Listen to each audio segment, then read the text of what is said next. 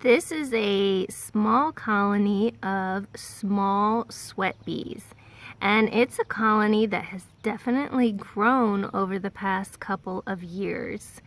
So Steve and I started noticing these just tiny little bees going in and out of the soil here amongst these rocks. And this is an area south of our house where we walk frequently, so the soil is fairly compacted, but this zone is at the end of a chair, and so we haven't stepped in that spot for a long time, and thankfully we noticed all these bees. And so right here, if you look, there's two rocks right in the middle of the frame, and in between those two rocks there's two holes, and you can see a bee crawling out right now. There we go. And then there's another one coming out. So these are, I believe, in the genus Lasioglossum, and this is the second big activity time. We had one earlier this spring, and then we got really cold, so I'm not sure if this is another generation or if they're just active again right now. You can see they're coated in pollen. And I was reading about these bees, and one of their favorite spring food sources is dogwoods, and cornus here is in incredible bloom. And so we're thinking that might be part of it, but I'd have to look and see what the color of pollen is for the dogwoods. Wow, look at that. So I'm going to back up just here for a bit so you can see. Just in general, take in the bodies flying around. And I've got one crawling on my back. It's tickling me. So they're really happy here. It's so thrilling to know that we have the native plants here to feed these bees, and then there are appropriate nest sites for them. So we showed you some bees earlier this season that are using those last year's stalks, and then here is exposed soil that these bees need because they're ground nesters. So I'll just back up and you can see there's the edge of our chair I told you about, and then I'll just orient you because you've seen this before, my foot, but we're right here.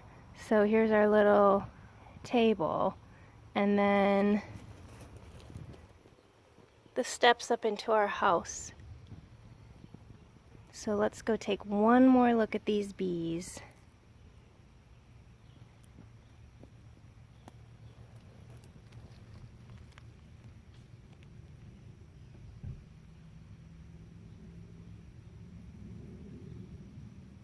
I'm just enchanted.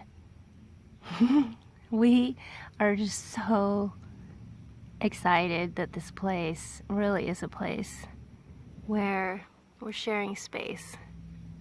Oh, look at, so right there in the middle, a little blurry, but there's another little tunnel and a bee sitting in there. And then this one you can see some of the soil that's actually come out of the hole, but there is a bee down there in the hole. And over here, same thing. You can see the moved soil and the bee in there. So you know, I'm sure they're taking care of a lot of babies in here. So exposed soil in this sort of way seems to be really helpful for them, and we're careful to not step in here because I know a lot of these know the entrances to their holes through spatial orientation. And so we don't want to mess all the rocks up and confuse them or collapse the tops of their holes. We want to give them a good chance. So Lasioglossum, if you know anything more about them, small sweat bees, let us know. Let us know if you have some colonies. And if you want to attract some, just make sure you have good food plants. Heather Holm's book is wonderful.